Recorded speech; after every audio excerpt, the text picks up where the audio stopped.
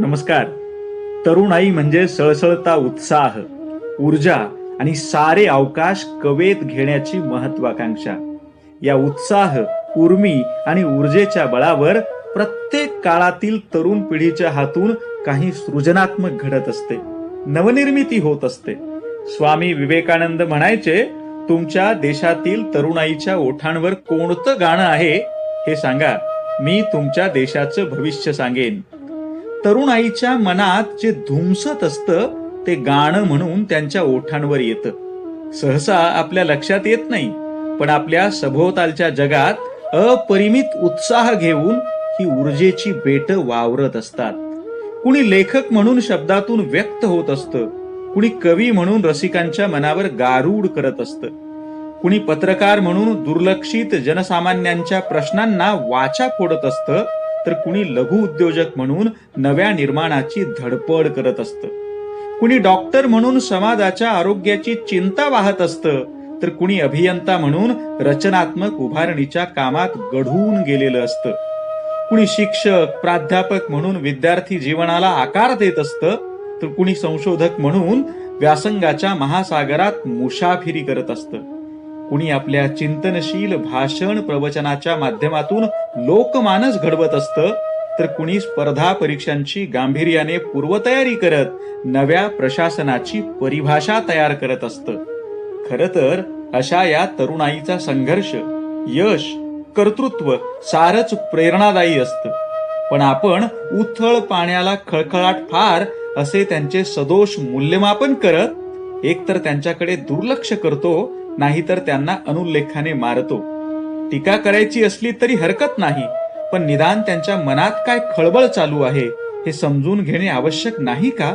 तरुणाईच्या मनातील चिंता आणि चिंतन सगळ्यांच्या समोर यावे या हेतूने युवा मनवंतर आणि कल्पक विद्यार्थी समूह यांच्या संयुक्त विद्यमाने youth from different kinds but all have ignited minds या भावनेतून इग्नायटेड माइंड्स हा आगळा वेगळा उपक्रम युवा मनवंतर या तरुणाईच्या डिजिटल कट्ट्यावर आम्ही राबवत आहोत. या उपक्रमातील 11व्या प्रज्वलित तरुण आहेत गायत्री नेरलकर, नांदेड.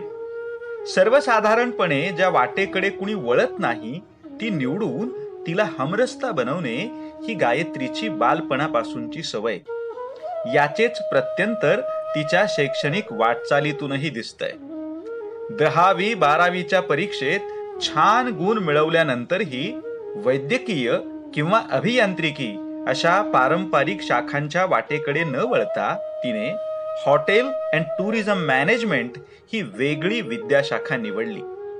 पुढे मनुष्यबळ व्यवस्थापन अर्थात ह्युमन रिसोर्स मध्ये MBA केलं. पहिली पदवी मुंबई विद्यापीठाची तर दुसरी पुणे विद्यापीठाची. पदवीनंतर प्रत्यक्ष कामाच्या अनुभवासाठी तिने निवड केली लंडन येथील गॉर्डन रॅम्से क्लॅरिजस या प्रतिष्ठित संस्थेची. त्यानंतर आणखीही काही ठिकाणी प्रत्यक्ष कार्यानुभव घेतला, पण जिथे काम केले तिथे स्वतःची स्वतंत्र नाममुद्रा तयार केली. ती सध्या doctor DY Patil PGDM B school Pune या नावाजलेल्या संस्थेत ट्रेनिंग अँड प्लेसमेंट ऑफिसर म्हणून कार्यरत आहे. व्यावसायिक आयुष्य असो अथवा कौटुंबिक, तिथे सहज आणि सकारात्मक राहून मानसिक ताणतणावांची पर्वा न करता आनंदी आणि अभिमानी आयुष्य कसे जगायचे यासाठीचे मूर्तिमंत उदाहरण म्हणून गायत्री नेरलकर यांच्याकडे पाहता येईल. आपण त्यांच्या मांडणीचे हार्दिक स्वागत करूया. नमस्कार, मी गायत्री. आज तुम्हाला तणावमुक्त जीवन कसं जगावं या विषयावर बोलणार आहे. आणि त्याआधी आपण तणाव म्हणजे काय हे बघू. तणाव म्हणजे आपण आपल्या नैसर्गिक क्षमतेपेक्षा जर एखाद्या गोष्टीचा जास्त दबाव आपल्यावर येत असेल, शारीरिक किंवा मानसिक, तर त्या दबावाला आपण स्ट्रेस असं म्हणतो किंवा तणाव असं म्हणतो. मानसशास्त्रामध्ये जर सगळ्यात जास्त वापरला जाणारा आजकाल जर शब्द असला तर तो स्ट्रेस हा आहे. तर मग आपण याला टॅकल कसं करणार, किंवा तणाव तर येणारच. आयुष्य हे ECG प्रमाणे आहे, प्रॉब्लेम्स येत राहणार, कमी जास्त प्रॉब्लेम्स आयुष्यामध्ये चालू राहणार. तर मग याला आपण कसं हँडल करणार यावर सगळं अवलंबून असतं. आपण बाह्य गोष्टींना कंट्रोल करू शकत नाही, जसं की एखादा व्यक्ती आपल्यासोबत कसा वागतोय किंवा आपला बॉस आपल्यासोबत कसा वागतोय किंवा आपले मुलं आपल्यासोबत कसं वागतायत यावर आपण कंट्रोल करू शकत नाही. पण आपण आणि स्वतःचे जे काही नैसर्गिक गुणधर्म असतात तेही लवकर बदलत नाहीत. तर आपल्याला एक मधला मार्ग काढणे, त्या प्रॉब्लेमसोबत टॅकल करण्याची पद्धती बदलणे आणि एक चांगलं रुटीन स्वतःच्या आयुष्यामध्ये आणणं खूप महत्त्वाचं आहे, ज्याच्यामध्ये बऱ्याचशा गोष्टी आहेत ज्या मी आज तुम्हाला सांगणार आहे या स्पीचमध्ये. आणि दुसरी एक गोष्ट महत्त्वाची मला ही वाटते की आपल्याला तणावमुक्त म्हणजे प्रॉब्लेम येणार नाहीत असं मी तुम्हाला म्हणणारच नाही, कारण की प्रॉब्लेम्स हे अगदी रेल्वेच्या डब्याप्रमाणे असतात, एक गेला की दुसरा, दुसरा गेला की तिसरा. तर मग घाबरून जाऊन जमणार नाही, कारण की जेव्हा एकापेक्षा जास्त तणाव तुमच्या मनावर येतील किंवा शरीरावर येतील तर त्यावेळेस त्याचं रूपांतर हे डिप्रेशनमध्ये होऊ शकतं. त्यामुळे अशी सर्वांना माझी विनंती आहे की घाबरून जाऊ नका, कारण की डर के आगे जीत है. आता तणावाची जर कारणं बघायला गेलं तर ती असंख्य असतील. त्यापैकी एक 2-3 मी कारणं सांगते की जर पर्सनल लाईफमध्ये बघायला गेलं तर नातेसंबंध चांगले नसणे, जॉब प्लेसवर बघायला गेलं तर वर्कलोड खूप जास्त असणे किंवा कलिगचं एक दुसऱ्यांसोबत कोऑर्डिनेशन नसणे, काम व्यवस्थित न करणे. आणि विद्यार्थी दशेमध्ये बघायला गेलं तर आपल्याला अभ्यासामध्ये मुलांना रस न येणे किंवा मुलांचे नीट न वागणे, यामुळे सतत तणावामध्ये राहणारे आईवडील, काही लोक हे असतातच. आणि त्यामुळे मला असं वाटतं की हा विषय खूप महत्त्वाचा आहे डिस्कशनसाठी. या सगळ्या तणावाचं जर मूळ आपण बघितलं तर ती आहे भीती.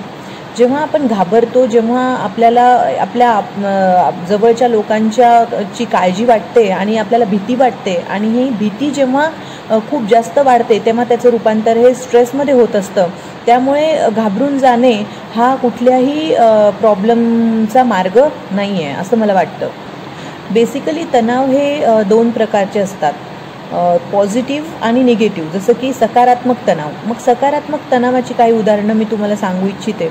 सकारात्मक तणाव म्हणजे सिंपल की लग्न होणे, की आपण स्वतःच मुलं बघतो, मुली बघतात आणि लग्न ठरवतात, आणि मग नंतर एक प्रकारचा स्ट्रेस मुलांवरही असतो की बाबा आता नवीन मुलगी घरात येणार तर ती कशी ॲडजस्ट होणार, आईवडिलांसोबत ती कशी वागणार, किंवा एखादी मुलगी नवीन घरामध्ये गेल्यानंतर मी कशी त्यांच्या घरामध्ये ॲडजस्ट होणार. एखादी नवीन नोकरी असेल, जॉब असेल तर तिथे आपल्याला काम जमेल की नाही, आपल्या बॉससोबत जमेल की नाही, आपल्या कलिगसोबत जमेल की नाही, आपला परफॉर्मन्स लेवल तिथे कसा असेल.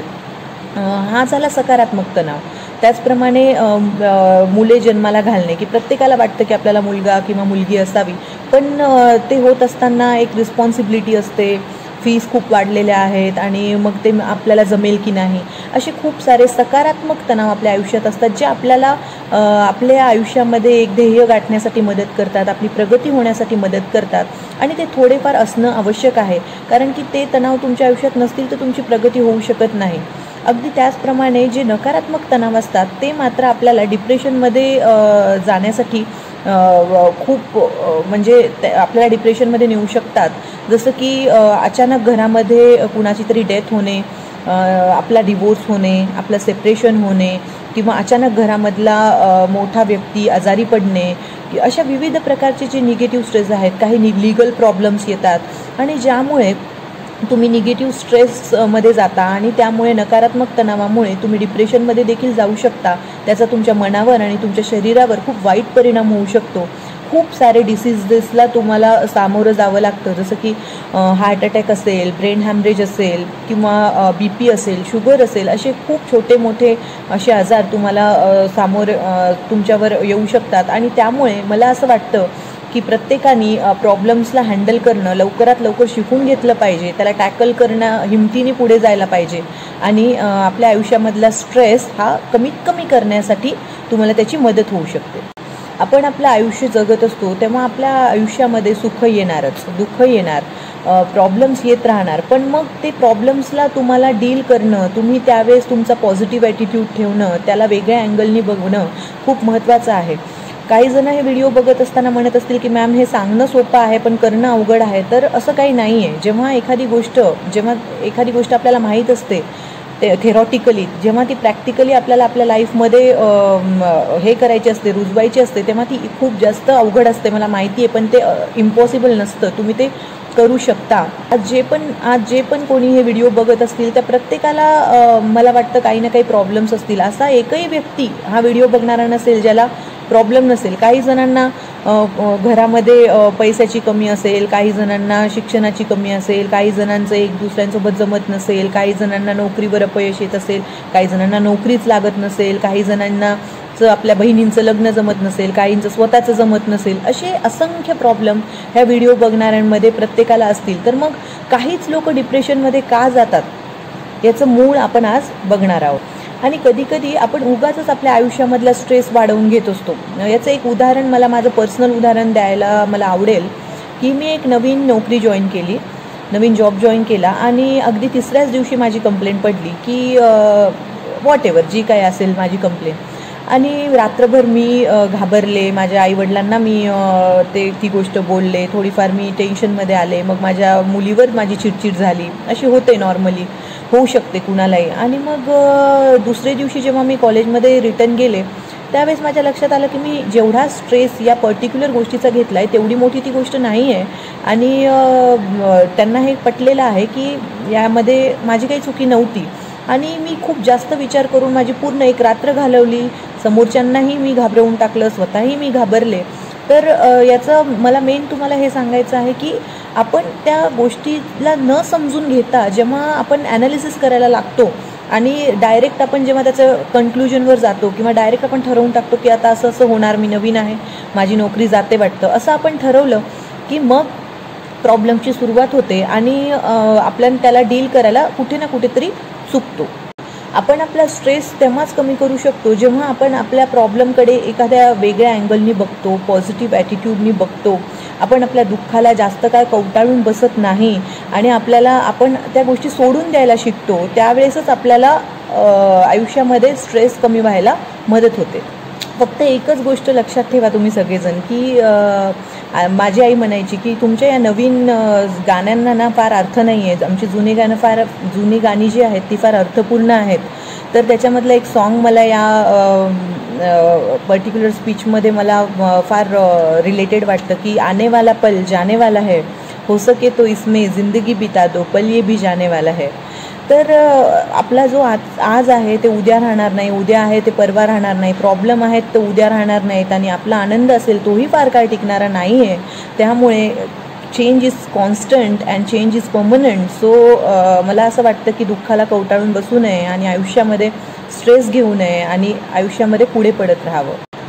आता आपण थोडंसं मूळ मुद्द्याकडे येऊया की स्ट्रेस हा विद्यार्थी दशेत पण असतो, पर्सनल लाईफमध्ये पण असतो, जॉबवर पण असतो. तर मग विद्यार्थी दशेमध्ये कुठले कुठले प्रॉब्लेम्स आपल्याला येतात. विद्यार्थी दशेमध्ये आपल्याला आपला सिलेबस वेळेत कंप्लीट होईल की नाही, एक्झाममध्ये चांगले मार्क्स मिळतील की नाही, आणि सगळ्यात महत्त्वाचं जर बघितलं तर पेरेंटल प्रेशर, म्हणजे आपल्या पेरेंट्सनी आपल्याला दिलेलं प्रेशर. जसं की माझा मुलगा वर्गामध्ये पहिला आला पाहिजे, दुसरा आला पाहिजे, त्याने डॉक्टर झालं पाहिजेच, त्याने इंजिनियर झालंच पाहिजे आणि इतर काही फील्डमध्ये फार काही सॅलरी नाही आहेत आणि डॉक्टर इंजिनियरलाच पगारी आहेत आणि हे जर तो हे नाही करू शकला तर मग आयुष्यामध्ये काय करणार, असे जे आजकालचे जे पेरेंट्स मुलांना प्रॉब्लेम आणतात. तर मी त्यांना हात जोडून विनंती करते, मी पण एका मुलीची आई आहे, फक्त मी सांगत नाही तर मी ते स्वतःही प्रयत्न करते की माझ्या मुलीला मी प्रेशर देऊ नये, तेवढं जास्तही प्रेशर देऊ नये की तुम्ही मुलाचा कल बघा, तो कुठल्या क्षेत्रामध्ये पुढे जाईल ते बघा. जर त्याला स्पोर्ट्समध्ये इंटरेस्ट असेल तर त्याला स्पोर्ट्समध्ये टाका, त्याला संगीतामध्ये किंवा त्या आर्टमध्ये त्याला इंटरेस्ट असेल तर त्यामध्ये टाका. तुमच्या मनामध्ये जे काही भरलेलं आहे की फक्त डॉक्टर आणि इंजिनियर्सलाच खूप चांगला स्कोप आहे, तर तसं काही नाही आहे. आणि विद्यार्थी दशेमध्ये असताना मुलांच्या जी काही त्यांची बौद्धिक क्षमता आहे त्याचाही विचार करा आणि त्यांच्यावर तुमची स्वप्न लादू नका. तर विद्यार्थी दशेमध्ये खूप जास्त स्ट्रेस असतो मुलांना. काही काळापूर्वी मलाही वाटायचं की एक्झाम मला द्यायला आवडायचं नाही, मला एक्झाम नको वाटायची, मला अभ्यास नको वाटायचा, मला खूप जास्त अभ्यासामध्ये इंटरेस्ट नव्हता. पण मी तुम्हाला सांगते की गाढवांच्या रेसमध्ये राहून जिंकण्यापेक्षा त्या रेसमधून बाहेरच निघून जा. मी अजिबात मी त्यावेळेस इंजिनिअरिंग डॉक्टरचा कल होता, पण मी ते केलं नाही. मी हॉटेल मॅनेजमेंट केलं, त्यानंतर मी MBA केलं आणि माझ्या आयुष्यामध्ये आज मला असं वाटतं की खूप जास्त काही माझं असं अचिव्हमेंट्स नाही आहेत, पण मी आज जेही काही आहे आय एम सॅटिस्फाईड. मला असं वाटतं की मी काहीतरी वेगळं माझ्या आयुष्यामध्ये केलं आहे किंवा अजूनही करू शकते. माझ्या फील्डला स्कोप आहे, म्हणजे असं नाही आहे की मी इंजिनियर नाही आहे किंवा डॉक्टर नाही आहे तर माझ्या फील्डला स्कोप नाही आहे. तर माझी अशी हात जोडून विनंती आहे परत तुम्हाला सगळ्यांना. त्यानंतर आता आपण बघू की पर्सनल लाईफमध्ये आपल्याला काय काय इश्यूज येतात. त्यामध्ये हेल्थ इश्यूज असू शकतात, म्हणजे एखाद्याची तब्येत खराब असू शकते, त्यामुळे त्यांना तणाव येऊ शकतो. किंवा एखाद्याच्या घरी पैशाचे प्रॉब्लेम असू शकतात, फायनान्शियल क्रायसिस असू शकतात, त्यामुळे प्रॉब्लेम येऊ शकतात. एखादा इमोशनली खचलेला असू शकतो, मानसिकरित्या तो खचलेला असू शकतो. तर पर्सनल लाईफमध्ये असंख्य प्रॉब्लेम्सला आपल्याला डील करावं लागतं. आणि अगदी त्याचप्रमाणे आपल्याला नोकरी आपण जिथे करतो तिथे देखील असंख्य प्रॉब्लेमला फेस करावं लागतं. जसं की खूप सारा आजकाल वर्कलोड झालेला आहे, खूप सारे कामं करावी लागतात, दिलेल्या टाईम लिमिट्समध्ये प्रोजेक्ट कंप्लीट करावे लागतात, दिलेल्या टाईम लिमिटमध्येच तुम्हाला तुमची प्रत्येक असाइनमेंट कंप्लीट करावं लागतं. आणि मग विद्यार्थी असो, तुम्ही नोकरी करताना असो किंवा तुमच्या दैनंदिन तुमचं जे तुम्ही जीवन जगता, तुमच्या घरांचे नातेवाईक वगैरे, या सगळ्यांमध्ये तुम्हाला काही ना काहीतरी प्रॉब्लेम्स येणार, अडथळे येणार. मग तुम्ही त्याला किती दिवस कवटाळून बसणार. त्याचा आपण जितका कमी वेळ आपल्यावर परिणाम करून घेतला तितका आपल्यासाठी चांगलं असं मला वाटतं. आणि त्याचप्रमाणे मी तुम्हाला आता काही गोष्टी सांगणार आहे ज्याला आपण एखाद्या टिप्स म्हणू शकतो की ज्याने आपला स्ट्रेस पूर्णपणे नष्ट होणार नाही पण कमी व्हायला नक्कीच मदत होईल. तर त्यामध्ये सगळ्यात पहिल्यांदा आहे की नेमका स्ट्रेस हा याच्यामुळे येतो की कंपॅरिझन आपण करत राहतो. की आता मी एक्झाम्पल देते की आपण कुठल्या गोष्टीमध्ये कम्पेअर करतो. घर, की माझ्या मित्राचा 2 BHK आहे आणि माझा 1 BHK आहे. माझ्या मैत्रिणीचा बंगला आहे आणि माझा तर 1 BHKच आहे. माझं पॅकेज 4 लाख आहे आणि समोरच्याचं पॅकेज 10 लाख आहे. तर हे जे कंपॅरिझन आहे, या कंपॅरिझनमुळे अननेसेसरी तुम्ही प्रॉब्लेममध्ये येता आणि अननेसेसरी तुमचा स्ट्रेस तुम्ही वाढवून घेता. तर stop comparing your self with others. आणि मला असं वाटतं की दुसऱ्याच्या आनंदामध्ये तुम्ही आनंद मानला पाहिजे. कारण की जर तुमच्या आजूबाजूचे आनंदी असतील, तुमच्या सोबतचे आनंदी असतील तरच तुम्ही आनंदी राहू शकता. हे आपल्याला जर काही विद्यार्थी असतील तर त्यांना हे आज समजणार नाही.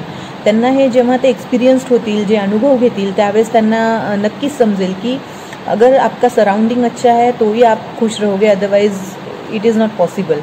आणि अजून मला एक सांगायचं आहे दुसरी गोष्ट की एक तर आहे तुमचं कंपॅरिझन आणि दुसरं आहे एक्सपेक्टेशन.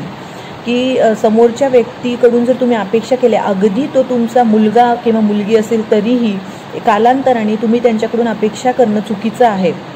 कारण एकदा अपेक्षा आली की तिथे भंग होणार. कुठे ना कुठे तुम्हाला वाटणार की अरे यांनी मला बड्डेला विश करायला पाहिजे होतं, यांनी केलं नाही. अरे यांनी मला बड्डेला गिफ्ट द्यायला पाहिजे होतं, यांनी केलं नाही. अरे यांनी माझ्यासाठी ही गोष्ट आज करायला पाहिजे होती, केली नाही.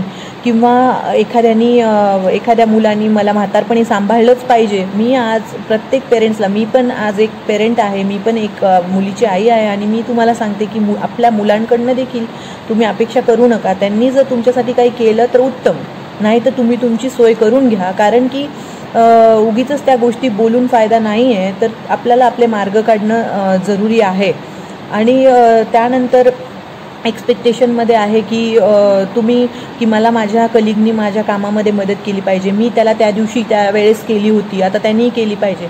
तर कर्म कर फल की आशा ना कर, हे जे आपल्या महाभारतामध्ये गीतेमध्ये जे सांगितलेलं आहे ते अगदी खरं आहे असं मला वाटतं. आणि तरच तुमचा स्ट्रेस कमी होईल. तुम्ही अपेक्षा केल्या तर तुमचा स्ट्रेस हा वाढत जाईल आणि वाढतच जाईल. त्याचप्रमाणे समोरच्या व्यक्तीला आपण जज नाही केलं पाहिजे. जज करणं म्हणजे काय, एक उदाहरण की एखाद्या व्यक्तीने एखाद्या पर्टिक्युलर सिच्युएशनला रिॲक्शन दिली किंवा त्या पर्टिक्युलर घटनेला तो कसा उत्तर देतो यावर आपण ठरवतो की तो व्यक्ती कसा आहे. पण आपण हे नाही बघत की त्याच्या घरी काय चालू आहे, त्याला काय प्रॉब्लेम्स आहेत का पर्सनल लेवलवर. कधी कधी काय होतं की आपण घरी एखादा व्यक्ती हा घरी कुणासोबत तरी वाद घालून आलेला असतो आणि मग जॉबवर आल्यानंतर त्याची चिडचिड होते. तर त्यावेळेस आपण ते थोडेफार समजून घेतलं पाहिजे की नक्कीच काहीतरी झालेलं असणार आहे. रोज हा व्यक्ती माझ्यासोबत असा नाही वागत, आज वागला आहे तर नक्की काही ना काहीतरी प्रॉब्लेम आहे. तर ते कवटाळून बसू नका की तू माझ्यासोबत आज असं का वागला आहेस, तसं का वागला आहेस. So stop judging others. कारण तुम्ही लोकांना जज केलं की लोकही नंतर तुम्हाला जज करणार आणि तुमचे प्रॉब्लेम्स वाढत राहणार. समोरच्यांचे प्रॉब्लेम्स हे मला वाटतं तुम्ही नेहमी समजून घ्यायला पाहिजेत. कधी त्यांना काय अडचणी आहेत, काय अडथळे आहेत ते विचारले पाहिजेत, त्यांच्याशी ते तुम्ही बोललं पाहिजे. आणि अजून एक खूप महत्त्वाचं मला असं वाटतं की स्पिरिच्युअल कनेक्शन, की तुम्ही थोडंफार धार्मिक पण असायला हवं. कारण की कधी कधी काय असतं की काही प्रॉब्लेम्स हे आपल्या बियॉन्ड कंट्रोल असतात, म्हणजे आपल्या हातात नसतात. आणि मग त्यावेळेस जर आपण कुठे अशी एक जागा पाहिजे की ज्या ठिकाणी तुम्ही तुमचं मन शांत करू शकता, पूर्ण विश्वासाने तुमचं मनातलं तुम्ही सगळं बोलू शकता. आणि मला असं वाटतं की एखादा गुरु किंवा एखादा गणपती असतील आपले, किंवा आपले साईबाबा असतील, काही तुम्ही एखाद्या कोणासमोरही, कुठल्याही व्यक्तीसमोर, मग ती तुमची आई असेल, बाबा, तुम्ही त्यांना गुरु माना आणि तुम्ही त्यांच्यासमोर नतमस्तक व्हा, जेणेकरून तुमचे जेही काही प्रॉब्लेम्स असतील ते तुम्ही त्यांच्यासोबत शेअर करू शकता, तुमचं मन तुम्ही हलकं करू शकता. तर मला फक्त तुम्हाला एवढंच सांगायचं आहे की जेव्हा आपण पाण्यामध्ये पडतो तेव्हा आपल्याला ओलं होण्यापासून कोणी वाचू शकतो का? नाही. आपण जन्माला आलो आहे, आपल्याला मनुष्य जीवन जगतोय, तर आपल्याला प्रॉब्लेम्स येण्यापासून थांबवणार आहेत का? नाही, ते येणारच आहेत. तर मग तुम्ही तुम्ही स्वतःची इम्युनिटी बूस्ट करा, तुम्ही स्वतःची हेल्थ इतकी चांगली करा की जेणेकरून तुम्ही कुठलाही प्रॉब्लेम हे टॅकल करू शकता. कारण की तुमची तब्येत चांगली असेल तर तुम्ही बाकीच्या सगळ्या गोष्टी या व्यवस्थितपणे करू शकता. आता आपण कोळशाचंच उदाहरण घेऊया की थोडंफार प्रेशर जे महत्त्वाचं असतं, जे मी तुम्हाला सांगितलं की तुम्हाला प्रगतीसाठी ते अगदी लागतं, म्हणजे ध्येय गाठण्यासाठी. तर कोळसाला जर प्रेशर दिलं नसतं तर त्याचं ग्लिटरिंग डायमंड, म्हणजे त्याचं हिऱ्यामध्ये रूपांतर झालं नसतं. अगदी माणसाचंही तसंच आहे. जर त्याला काही तणावच नसेल तर तो आयुष्यामध्ये काही करणारच नाही. त्याला घरी जाऊन त्याच्या लहान मुलांना खाऊ घालायचं असतं त्या व्यक्तीला, त्यामुळे तो दिवसभर काम करतो. तो तणाव जरुरी आहे ना. जर तो तणाव नसेल तर त्याचं डायमंडमध्ये किंवा ग्लिटरिंग डायमंडमध्ये त्याचं रूपांतर होणार नाही. आपण आपल्या आयुष्यामध्ये काही चांगल्या सवयीसुद्धा लावून घेतल्या पाहिजेत, जसं की सकाळी उठल्यानंतर एक्सरसाइज करणे, योगा करणे, व्यायाम करणे. त्याचं कारण हे आहे की हेल्थ इज वेल्थ. जर तुमची तब्येत ठीक असेल तर बाकीच्या सगळ्या गोष्टी होऊ शकतात. त्याचप्रमाणे आजकालचं तर खूप ट्रेंड आहे की मुलांना अगदी 12वी आणि फर्स्ट इयरपासून ड्रिंक करणे, दारू पिणे, सिगरेट ओढणे किंवा वेगवेगळ्या प्रकारची व्यसनं करणे, ह्याचं एक ट्रेंड सुरू झालेलं आहे. तर मला त्यांना पण एक विनंती आहे की तुम्ही जेही काही अल्कोहोल किंवा जेही काही घेता तर ते चांगलं नाही आहे. कारण की जर तुम्ही हॅपी असाल त्यावेळेस तुम्हाला काही वाटणार नाही, पण जेव्हा तुम्ही दुःखी असाल आणि तुमचं ते शरीरामधलं तुमचं जे प्रमाण वाढत गेलं तर त्याचे तुमच्या शरीरावर खूप दुष्परिणाम होतात आणि तुम्ही खूप प्रॉब्लेममध्ये येता आणि तुमचं स्ट्रेसचं रूपांतर डिप्रेशनमध्ये सुद्धा होऊ शकतं. तुम्ही तुमच्या कामावर फोकस करू शकत नाही, तुम्ही फोकस्ड राहत नाही. त्यामुळे व्यसनापासून खरंच दूर राहा.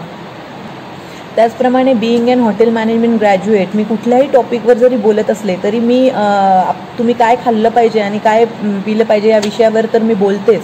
त्यामुळे तुम्ही एक हलका आहार घेतला पाहिजे, असा आहार की ज्याने तुमची हेल्थ खराब होणार नाही. तुम्ही तुमचा ब्रेकफास्ट लाईक अ किंग, तुमचा लंच लाईक अ क्वीन आणि तुमचा डिनर लाईक अ बेगर केला पाहिजे. म्हणजे खूप कमी तुमचा डिनर असला पाहिजे, जेणेकरून तुमची हेल्थ चांगली राहील आणि तुम्हाला चांगलं जीवन जगायला, चांगले डिसिजन घ्यायला तुम्हाला मदत होईल. Let exercise be your stress reliever, म्हणजे तुमची एक्सरसाइज करणं हे तुमच्या स्ट्रेस रिलिव्हरचं एक प्रकारचं एक साधन आहे. योगा करणे, जे मी आधीच तुम्हाला सांगितलं आहे. आणि त्याचबरोबर मेडिटेशन.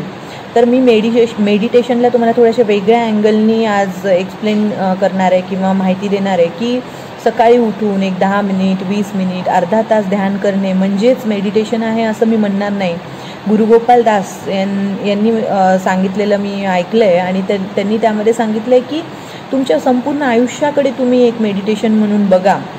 त्याचे एक साधे एकदम 2 सोपे उदाहरणं मी देते की जेव्हा आपण आंघोळ करतो तेव्हा आपण गाणी म्हणतो, तर असं करू नका.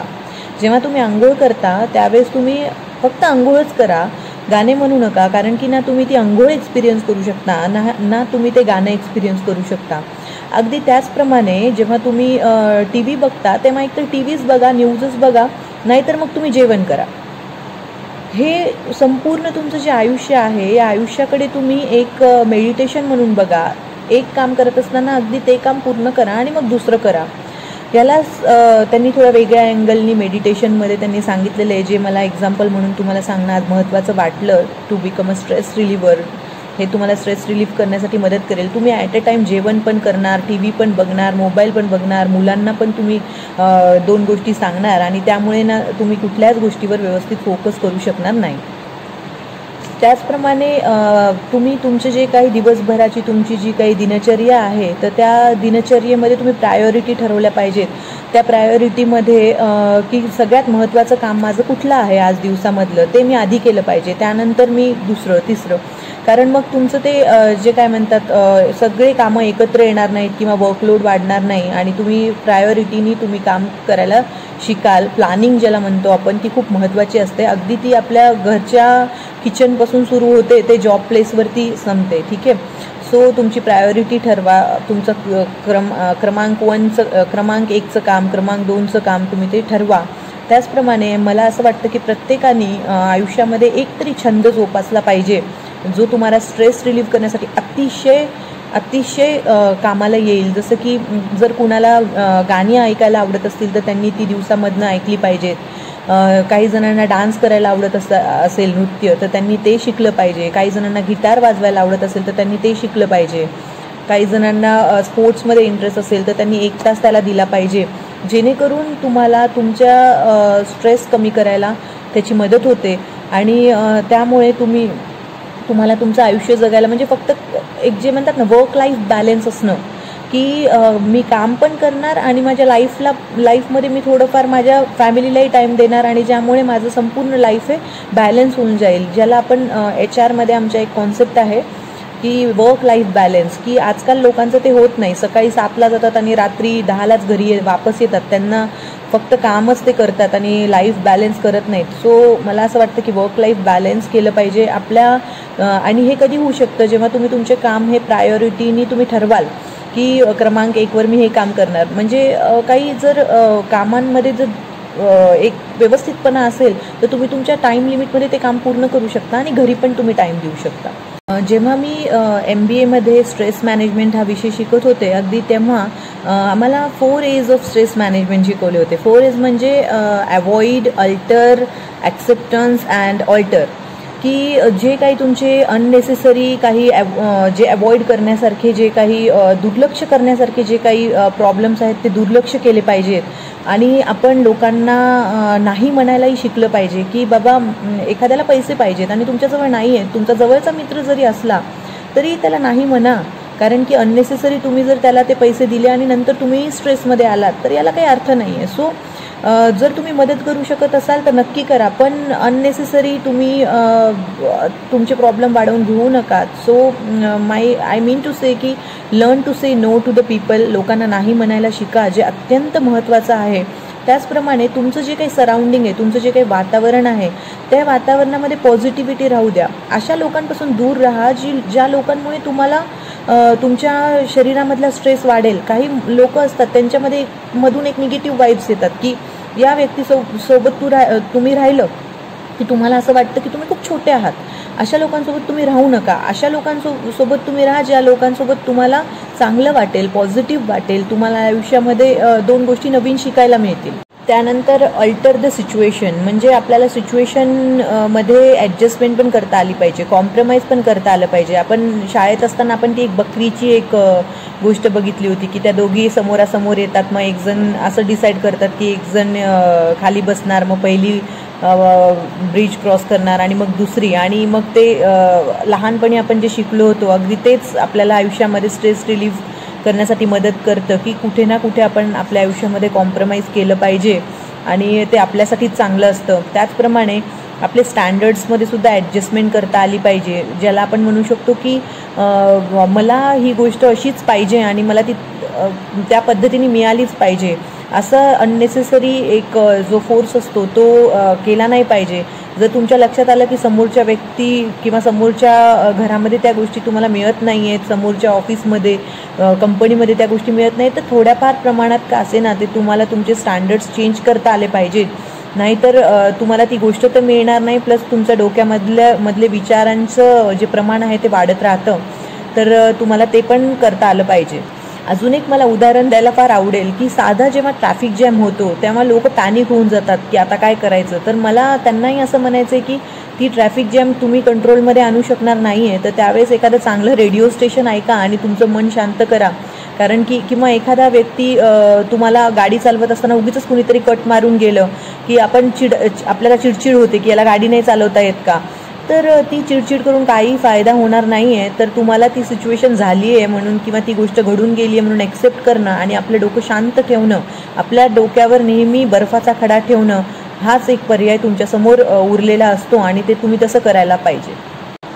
आता तुम्हाला वाटेल की मॅडम ही कुठली गोष्ट आता नवीनच सांगायला लागल्यात. तर तुम्ही काही जो तुमचा स्ट्रेस आहे किंवा तणाव आहे तो एका झटक्यात देखील दूर करू शकता.